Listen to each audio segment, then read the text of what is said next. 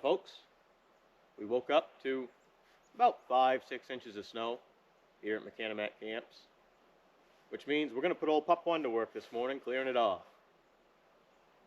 After that, I'm thinking I'm going to get out on my snow traveler today. This new snow that we've got should be just enough. We had about 3-4 inches on the ground before. With this fresh stuff, should be enough that I can travel some woods roads. Maybe look for some moose sheds. Maybe head up to the spider camps. I haven't been up there in a week or so might head up there to check on them. But I have been waiting for this day since about March 20th of last year was when we lost our snow. So this is a long time coming for me, and I'm looking forward to it. So if you're interested, follow along.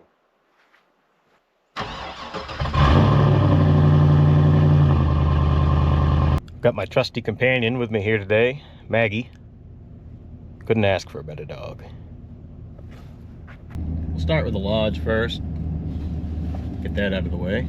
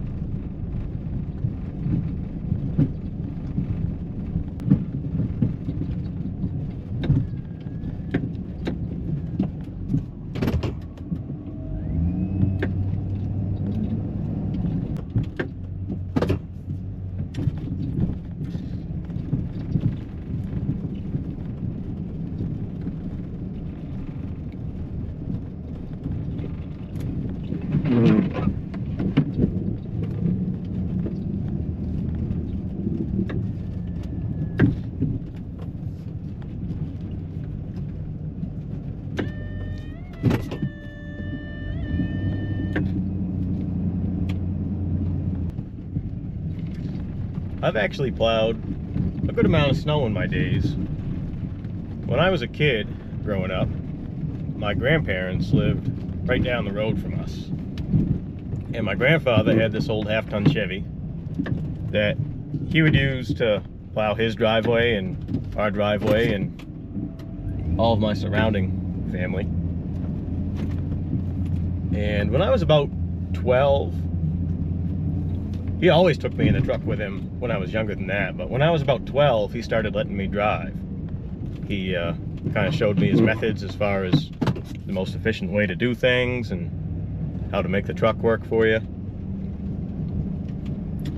And after a couple sessions of doing that, he sent me out on my own to plow snow. And in hindsight, he was probably happy to have someone else doing it for him, because he'd been doing it so long, he just wanted a break. But you know, as a 12-year-old kid, I felt like it was kind of an honor, really. You know, he trusted me with his equipment, let me drive it around the yards, and just real short on the roads right next door to each other. But you know, he trusted me to get the job done. Didn't really supervise me. He'd come out and check it out when I was done, and always told me I did a good job. So that meant a lot to me, and I learned at a pretty early age. And ever since then, throughout all of my adult life, every place I've lived, I've always removed my own snow one way or the other. Sometimes a snowblower on smaller driveways, places I've lived, and usually I had a plow truck of some kind that I'd use for my longer driveways. So I've never paid anybody to remove my snow for me, and I'm certainly not knocking people that do. There's been a lot of days when I would have been very content to sit inside and watch the snow come down and watch someone else clear out my driveway for us. But overall, that's just not how I'm wired, I guess. I like doing stuff myself, making sure it's done right. And if I'm able to do it and I got the means to, I generally try to do it myself. That applies to pretty much all aspects of my life, really.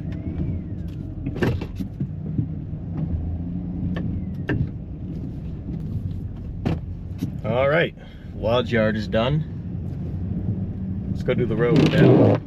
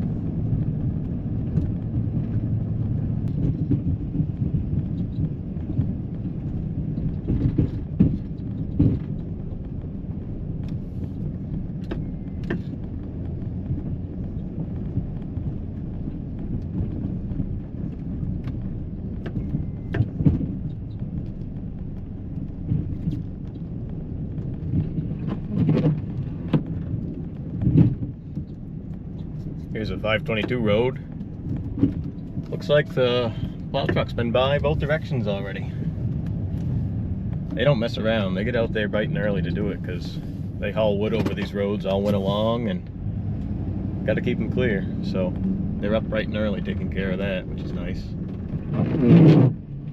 But I do have to watch out for log trucks doing this because they travel pretty fast. So I try and get the end of this road busted out quick as I can. Always checking my mirrors, looking up ahead, make sure we don't have one coming because they take up a lot of space.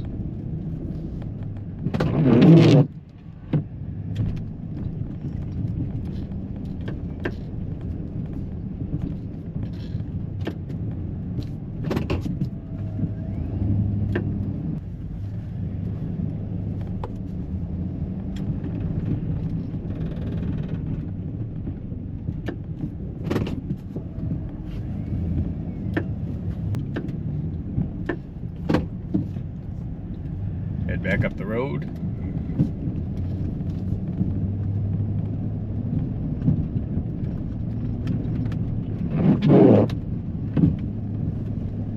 This is where those tire chains and weight come in handy because this hill is a little steeper than it probably looks on camera.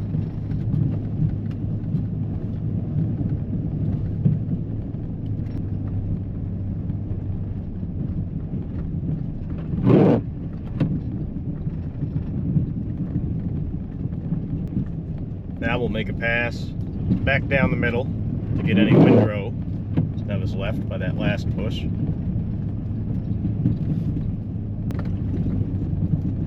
It can be kind of a balance, picking the right speed to do long stretches like this. If you want to go fast enough so that the snow kind of slings off the blade when it's angled, throws it out of the way, but if you get going too fast, the snow comes up over the front of the plow onto the windshield and makes it pretty hard to see. So you got to find a speed in between. I'm going about 15 right now. 10 to 15 seems to work pretty good for this stretch.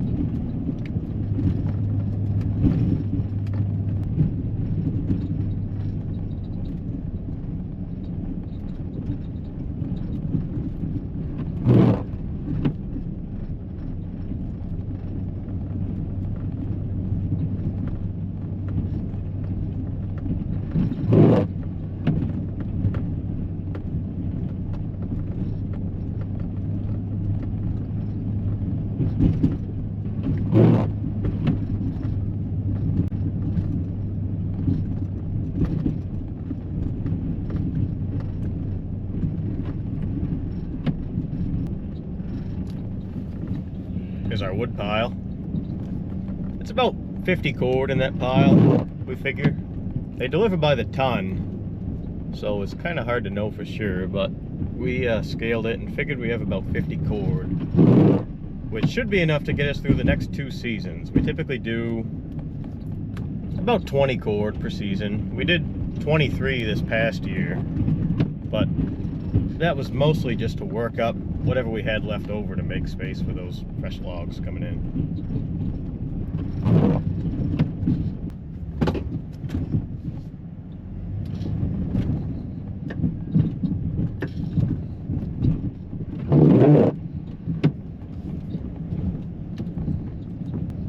That's my sawmill there. I don't think I'm going to need it this winter, so I'm going to go ahead and plow it in, just so we have a place to put the snow. If I end up finding the time to use it, I'll use the tractor to dig it out. I'm not too worried about it. We are going to do quite a bit of milling starting probably next spring. In these 2 spots where the sawmill is and where that snowmobile trailer is, we're going to build a couple, they'll end up being 16 wide by 24 long when they're done. And we're going to do just one this first year and see how successful they are. But we're going to build a couple wall tent platforms and erect some 16 by 20 canvas wall tents with a 4-foot awning to have a little overflow in our busy season, which is October. And anyone who's stayed with us before or has maybe called about looking for a spot knows that October is typically booked up almost a full year in advance. I mean, that's our busiest time of year by far. And it's the most popular time of year for people to be in the woods, so they're looking for places to stay, and all of our camps are full pretty regularly. So we're going to build a couple wall tent platforms up off the ground and offer people that option. Have another place to stay. They'll be pretty nice when they're set up. I don't know if anyone's ever stayed in a wall tent before. I used to quite a bit. And they're pretty homey once you get them set up. They make a nice place to stay in the woods. They'll have a wood stove in them. Probably a gas grill. We're thinking some electric lights maybe, with a small generator set up.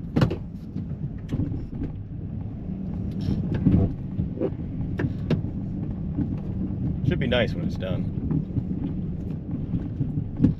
Push that corner back a bit as we're headed out this way.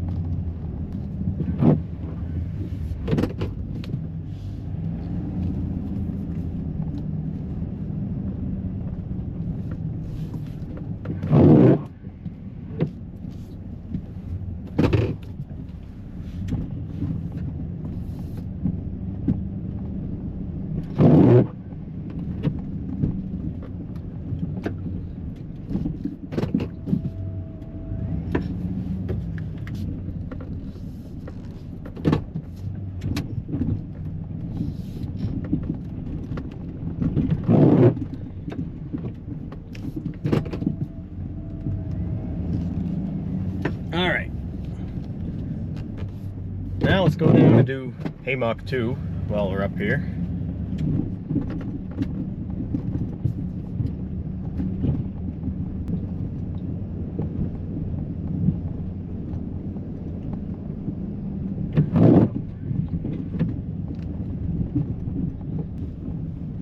I'm going to wing this snow lightly against the camp, just to give us a little bit of banking, keep the wind from getting under there, and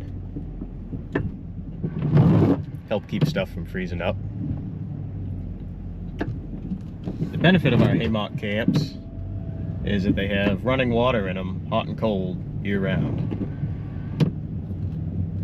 This one we leave heated with a propane monitor heater, and that keeps stuff thawed out enough that folks can have water year round, which is a bit of a luxury in these Northwoods camps.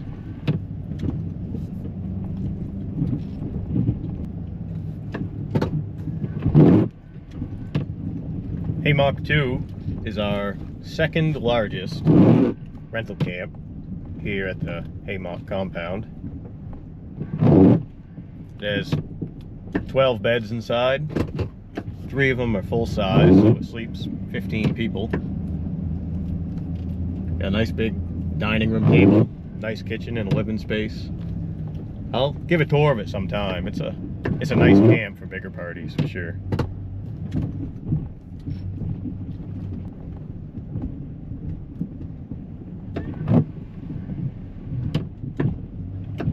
Gotta be real careful with this. As you can see, I'm not pushing the snow tight up against the camp. We don't want to put a whole awful lot of pressure on it. We just want to have enough there to block the wind from blowing up under it, and that's probably the last time I'll do it this way this season. We don't need a whole awful lot more snow than that up against the siding of the camp.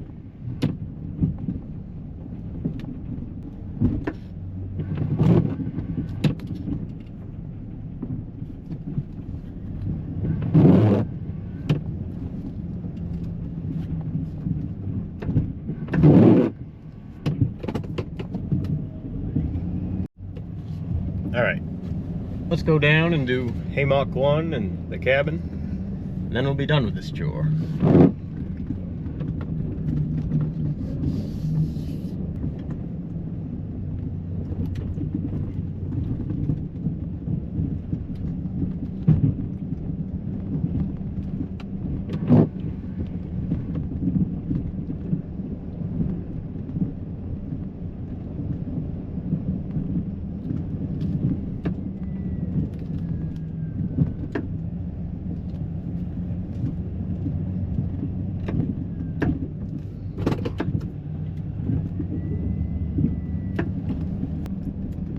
Haymock 1 is our smallest rental camp here at Haymock.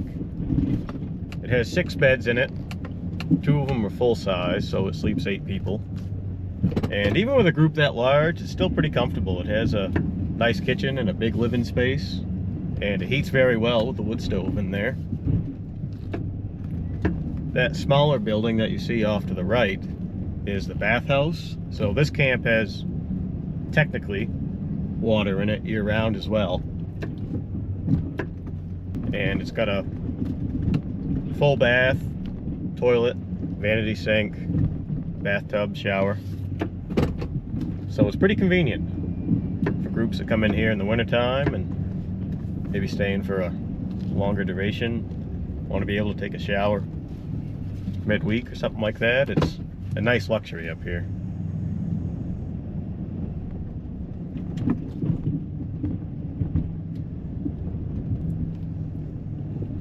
We don't heat the main portion of the camp all winter long.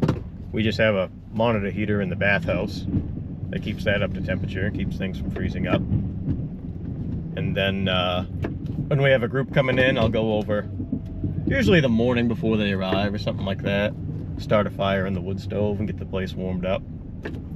And it warms up fast and becomes very comfortable in that camp relatively quickly. It's got a wood stove that's really oversized for the amount of living space that it is, but it makes for a nice cozy camp. I really like Haymock 1, actually. Out of all of our rental camps, Haymock 1 is probably my favorite. I just like the way it's laid out, like the construction of it. It's a nice camp. Again, I'll do a more in-depth tour of our camps sometime at a later date when I've got a little more time on my hands. Today I'm just looking to get this chore done so I can go out and have some fun in the snow.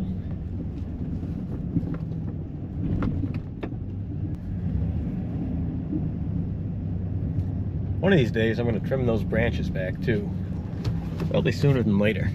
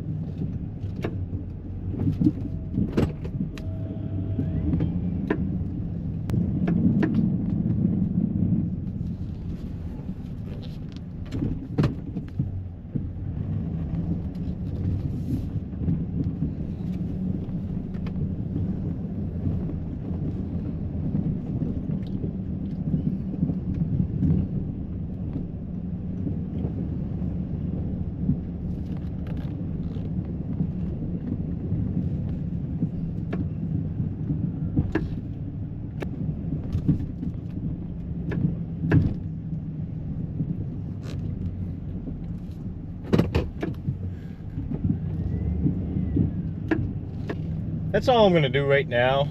I'll move vehicles and plow out those areas a little later. We got the main stuff done, and that's going to let me get out on my snow traveler and enjoy the snow a little bit. So that's coming up next. All right, done with that chore. Took us about an hour. Not too bad. Good deal. All right, so now the moment that I, and by the sounds of it, a lot of my viewers have been waiting for. I'm gonna take the snow traveler out, put some miles on. This is my Skandic super wide track, and this is my primary machine up here. I really like these pogo style skidoos. I think they go really well. And I have what my wife refers to as a small fleet of them. It's a bit of an obsession. But this is my primary daily driver. And I'm thinking I'm going to do a separate video talking about the features of this machine that I really like, some of the accessories that I added to it and why, and some of the gear that I carry with me on a daily basis. But that's going to be in a separate video. Today we're just going to get out and put some miles on. I'm going to try to get up to Spider Lake to check on our camps up there. And I've got to take kind of a back way to get there. Our primary route is still being plowed by a logging operation, and we can't travel on plowed roads. I'm going to talk about that in another episode as well. But they're hauling out the last of the wood that they cut this fall. They should be done in a couple more weeks, I would imagine. And then we'll have access to that primary route. But we're going to take the back way today. I'm expecting it'll probably be 14, 15 miles each way. We'll see. I'll set the tripometer. But we're going to get up to Spider and check that place out. Put some miles on. It should be good. Follow along.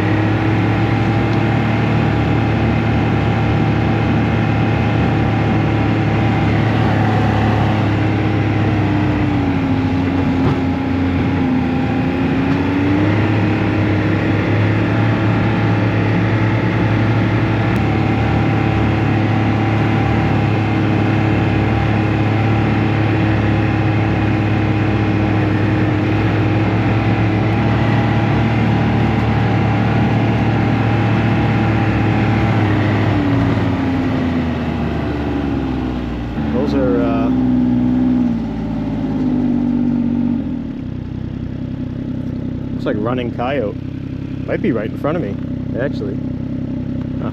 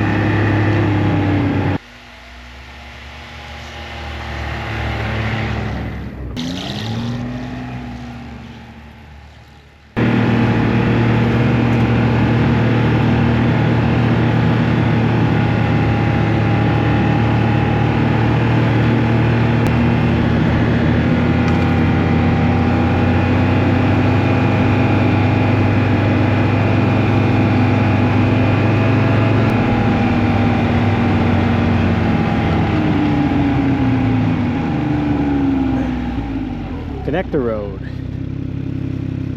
This road is unplowed, so we are allowed to travel on it. I gotta brush out that trail a little bit, I guess. I went through a couple days ago and got all the big stuff out of it. There were a few trees down across it, but there's a lot of little stuff that's starting to get grown in now. Probably ought to be cleaned up. Anyways, belt, clutches, everything are warmed up. We're gonna go up to high range. Head up the road here.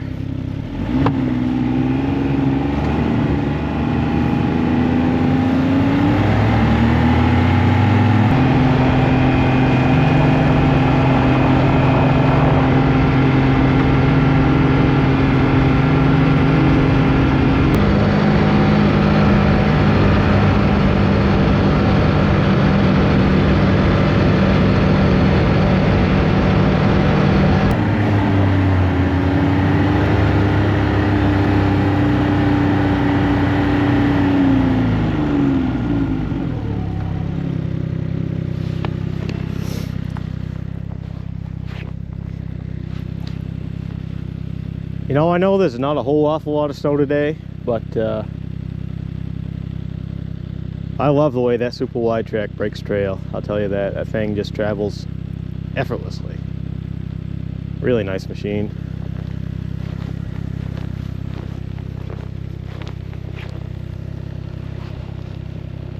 Really glad to have it. Onward.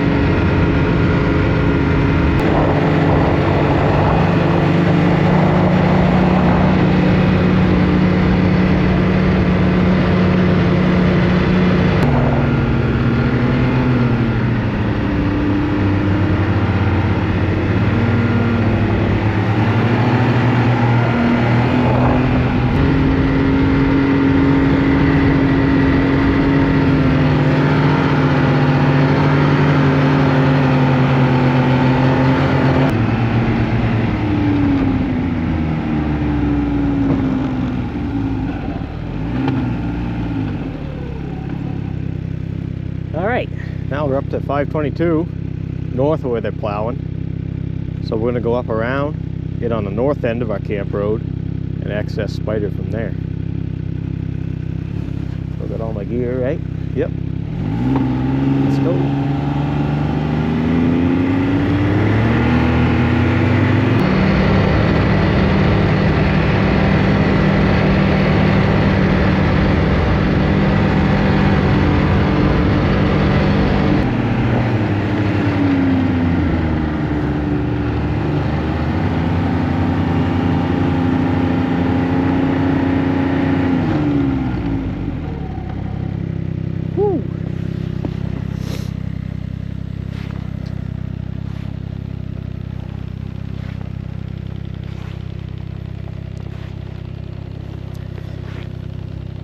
The One downside to these Skandics, as you can probably tell by the way that I'm riding it, but that narrow stance makes them so at low speeds through the woods, they handle really good, they fit tight places, and they're really maneuverable, which is nice.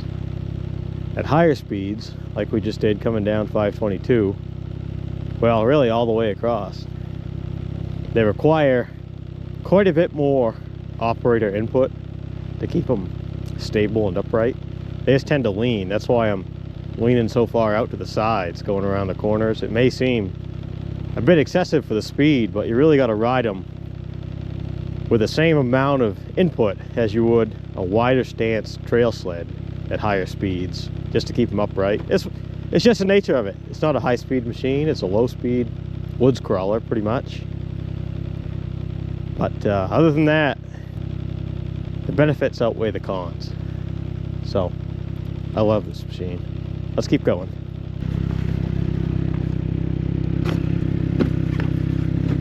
What are we at now? 10 miles so far.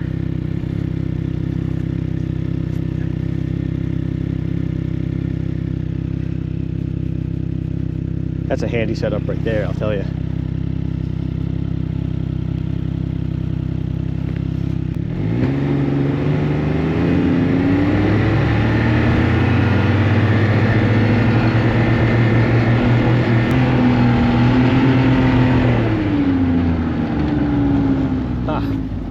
What a moose activity right here.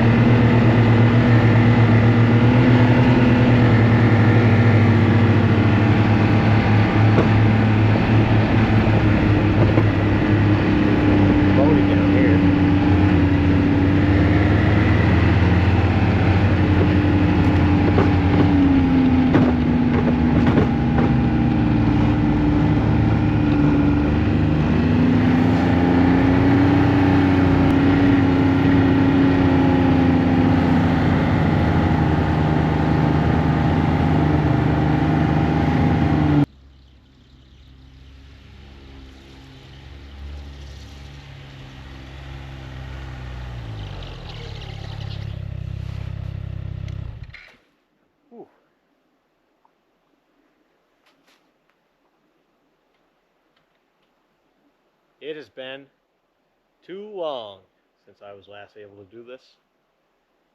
I love snowmobiling. It's my favorite hobby by far. You know, I like hunting and fishing, and I don't mind some of the warm weather in the summer, but I could deal with winter being like 2 or 3 months longer. Honestly, I can't get enough of it. So this is Mack Lodge. Now it's part of the purpose of our trip too. Get out on the machine, but also check on the camp. So I'll take you inside and show you around a bit. Check that place out. Mack Lodge, or Mack Lodge as we call it, sleeps 15 people. It's got 4 full-size beds and 7 twin-size beds in the bunk room upstairs. It's really well suited for large ice fishing groups, hunting groups, spring fishing groups. It's a nice place. It's our largest outpost camp and probably our most popular, honestly. It's a cool place. A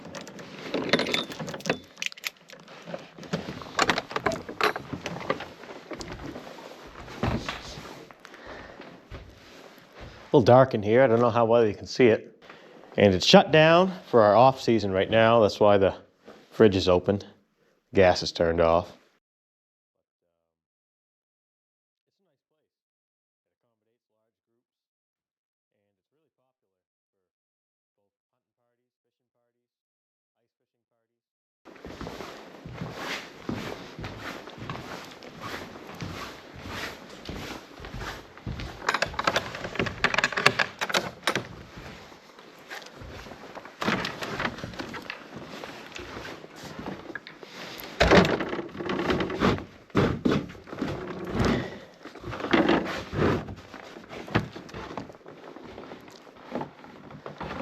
Looks like the cover blew off, our grill here.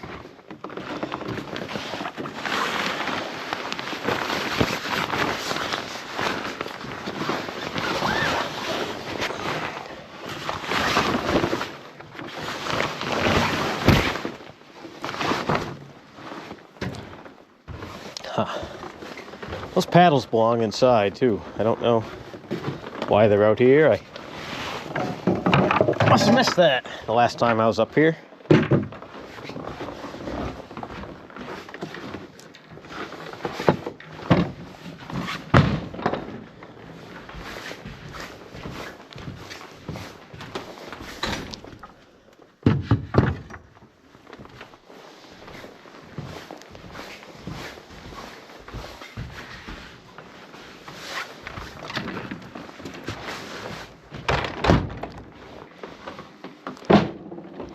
Here's Spider Lake.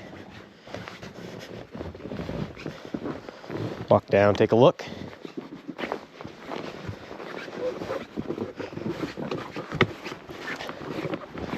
Yeah, I'm standing on the dock here, but looks like we're froze up pretty good.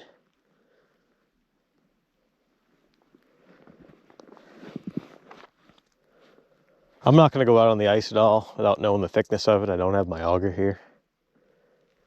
But I bet it's freezing up. It's probably a little slower than Haymock, where this lake's a little bigger. Gets a lot of west wind blowing right down the lake. And I suspect it took a little bit longer for freeze up to occur here. But this is encouraging. And there's a good amount of snow here. I'm really looking forward to getting out here doing some ice fishing. This is probably my favorite lake to fish around here in the wintertime. Done pretty well here in the past. Nice.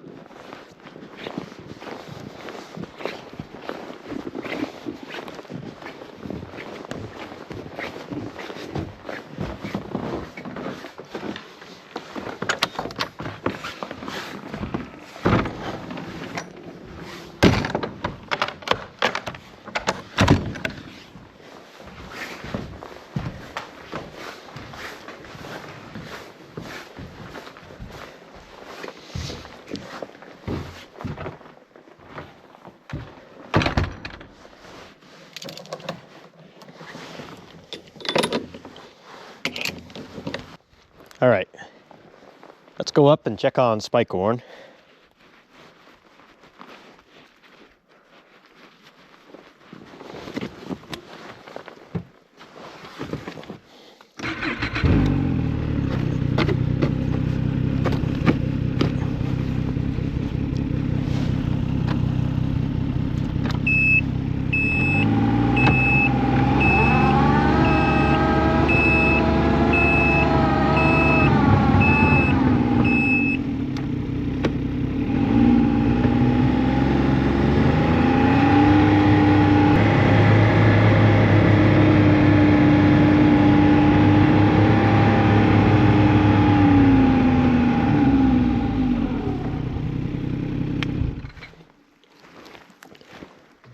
Here's Spikehorn Camp.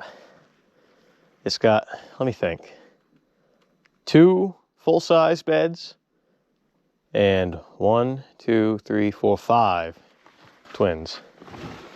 So it'll sleep 9 people. This is probably our second most popular outpost camp. I'm not going to go inside. I was just in here last week and everything looked good. I'm just going to walk around and check the windows, look at the lock on the back door.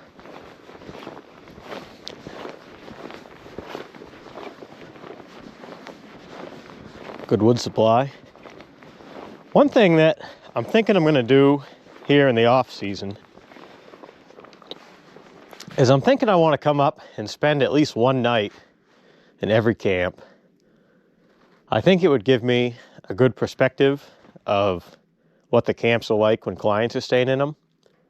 And it'd be a good way to see if there's any improvements that need to be done, any maintenance that needs to be done. And I just want to do it. Really, I think it'd be fun.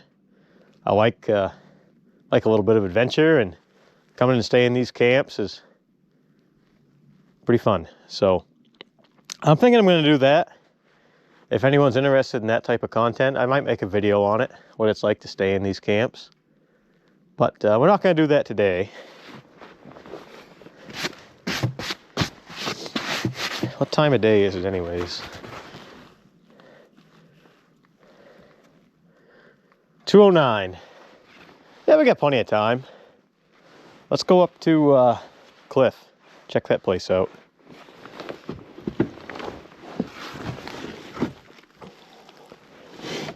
Just my mirrors a bit here.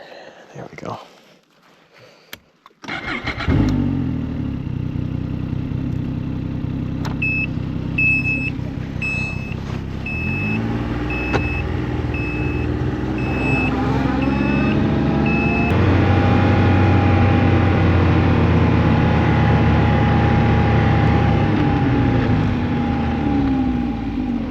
I wasn't expecting to get this snow. I looked at the forecast, and the most accurate way to get weather in here, I typically look at Ashland and look at St. Aurelie and average what we're going to get between those two, and that's pretty accurate for Haymock Lake, Spider Lake region. And I looked at Ashland, and it was about done snowing this morning. St. Aurelie was supposed to get another 5 inches. I was thinking we might get another 1 or 2 in here, but the way it's coming down right now, we're gonna get some more snow. Go back up in the high range here for traveling. I really like the trail that super wide track packs down. Part of what I do is every time we get a heavy snow, I'll go around and break the trails out to all the camps, so that a lot of clients that come in the wintertime, they don't always have big off-trail sleds like this one. A lot of them have, you know, trail sleds that they tow a tote sled with to get all their gear in here. And if you've ever towed a loaded tote sled with a short track sled, and I'm not knocking short track sleds, I mean, they handle a heck of a lot better on trail than this big beast does, but they are not the best for breaking trail and, you know, 8-12 inches of fresh snow with a load behind you. So that's part of what I like to do. I really like breaking trail anyways. So I'll go around and break everything out every time we get a heavy snow and pack a nice trail. And once we get a little more snow, I drag a groomer behind this thing, get a nice packed trail out to the parking area. Makes it pretty nice. But let's head up to Cliff, check on that place.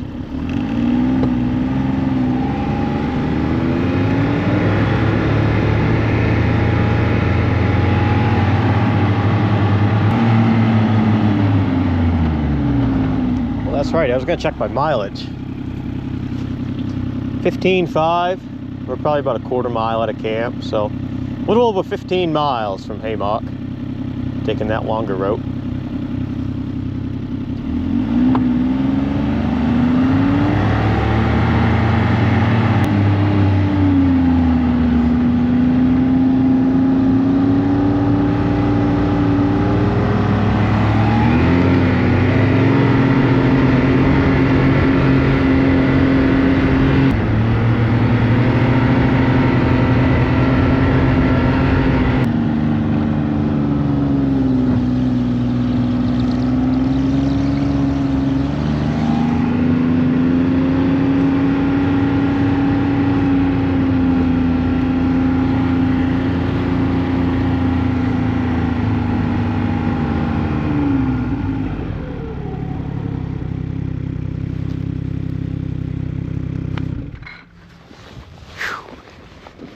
Man, it feels like that temperature's dropping fast, really. It's a little chilly.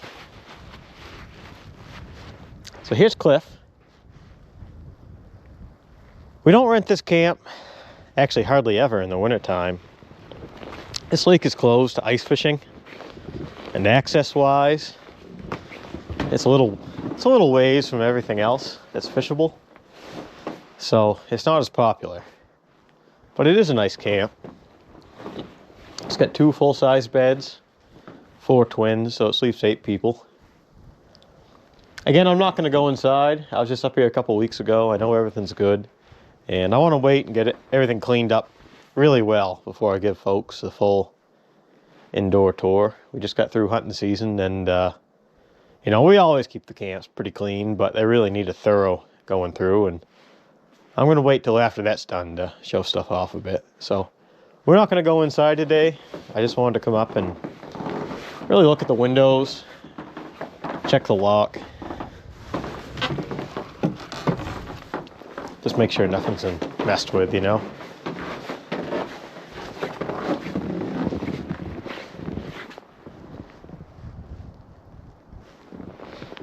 Let's go down and look at the lake. Jeez, there's a good amount of snow here.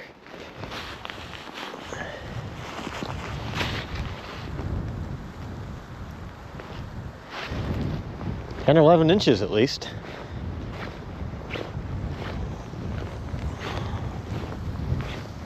Yep. Looks like Cliff has froze up too. Good deal.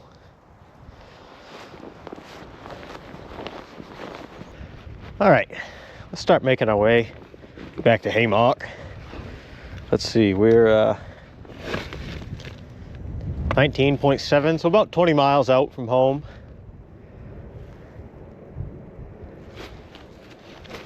That's because we had to take the long way around. Normally, the normal route that we take, it's about 10 miles from here down to Haymock, but we had to go out and around to avoid the plowed roads, and gotta respect the rules, and I don't mind it anyways, so let's get headed back. I might swing down some side roads, look for some moose antlers a bit. We'll see, we'll pick our way back.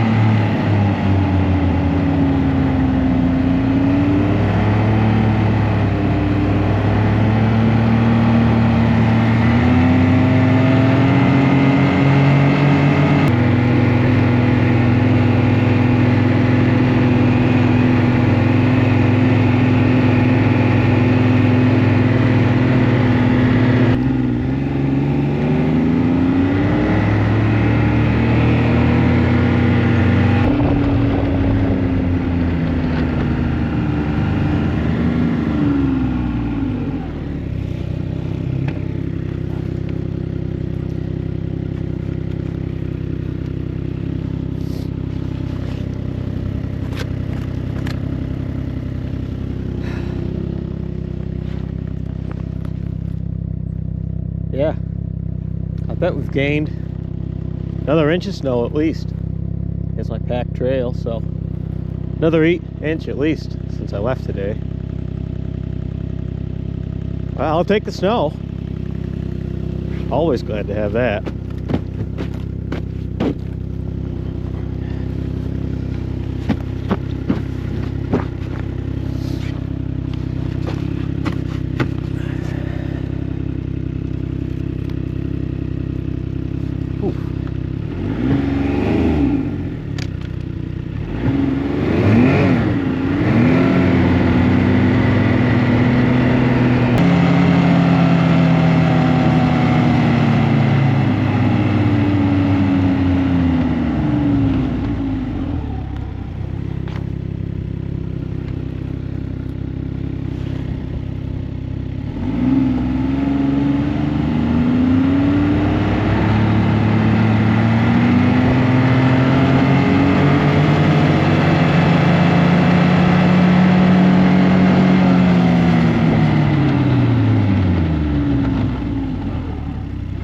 Actually, you know what? I think that way might be a little bit shorter.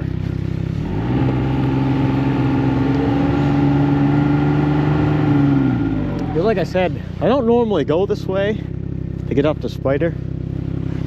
I normally go at the end of our home stretch trail. I'll take a left and go another mile up 522 to Greenview Bypass, and from there it's shorter. But from where we are right now, I think that this is actually a shorter distance back to camp.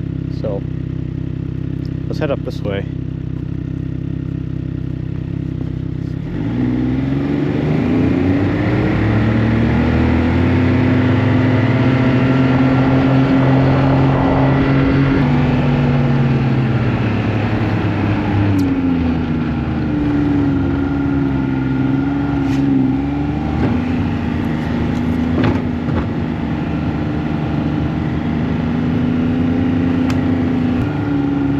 This trail is a little bony, that's why I'm going so slow, and it's pretty good traveling to get some more snow on it, but it's got this dense tree cover over it, and it really shelters it from the snowfall, and like that one.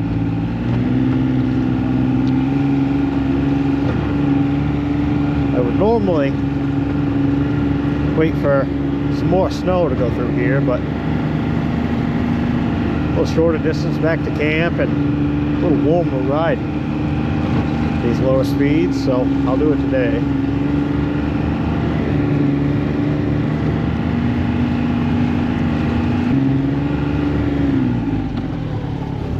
I gotta cut this out of here, but that's a project for another day.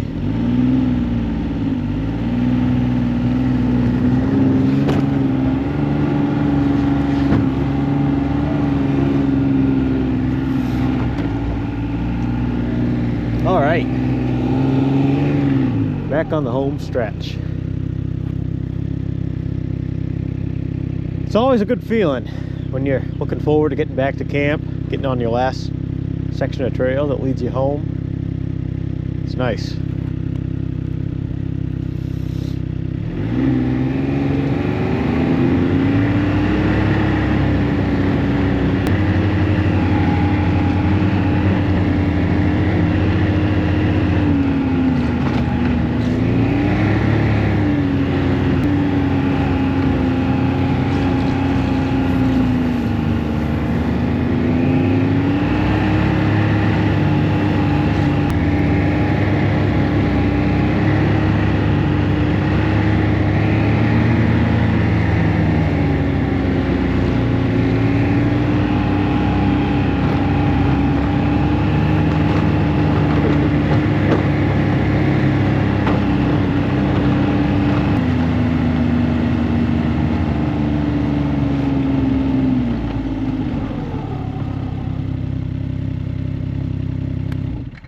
Whew. Good to be home. Well, folks, that's it for today. Once again, thanks for watching. Thanks to all the people who took the time to like and comment on and subscribe from my last video. It's pretty cool. I've had a number of old friends reach out to me, tell me that they really like the videos, really like seeing what I'm doing. Can't wait for more. It's been pretty cool. If you do like this type of thing, maybe take a second and subscribe to my channel. I'm going to be doing quite a bit more cruising around in my snow traveler this winter. It's a lot of what I do this time of year. So if you like that, take a second and subscribe. I'm going to head inside now and sit by that wood stove with a cup of coffee and warm myself up. But once again, thanks to everybody. Thanks for watching. Until next time, bye.